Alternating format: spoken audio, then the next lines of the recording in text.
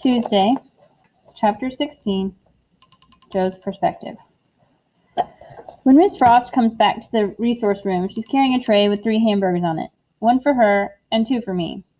"Did anything happen in class this morning that I should know about, Joe?" she asks, tearing open a package of ketchup with her teeth and carefully squeezing a squiggly red line onto the top half of her bun. I'm already done with my first hamburger and about to start in on the second. I should have asked for 3.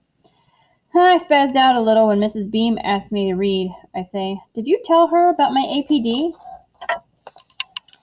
Miss Frost nods.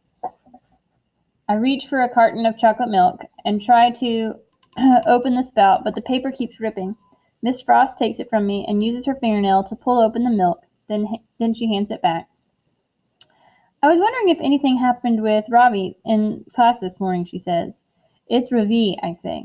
"And Dylan tripped him right after he did some crazy-looking math problem on the board. Is that what you mean?" "He seems to think that you were the one who tripped him."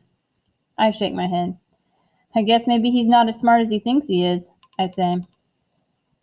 After school gets out, my mom is sitting in the car waiting for me. We go through the same routine as the day before. She tries to convince me to let her give me a ride home, and I tell her I'd rather walk. I walk to school in the morning, too. I don't get mad that often, but when I do, I always stay mad for a while. I have a couple of bucks in my pocket, so I stop at the mini-mart on the corner to buy a snack. I had been planning to get a bagel and cream cheese, but instead I decided to buy a king-size bag of peanut M&Ms. Ever since I saw Ravi take that double blue one out of the bowl, it's been bugging me that I didn't find it first. I pay for the M&Ms and rip open the pack. Out of 22, there are 5 blues, but no doubles. I eat them slowly, sucking off the layers, trying to make them last the whole way home. When I finally walk in the door, Mimi comes running. She rolls over on her back, and I give her a good belly scratch. Mom's out in the kitchen, and from the smell of things, I'm pretty sure she's making pork roast and scalloped potatoes. It's going to be hard to stay mad at her if she keeps this up. "Joey," Mom calls, "is that you?" "Yeah," I call back. She comes out of the kitchen, drying her hands on a dish towel. "Hungry?" she asks.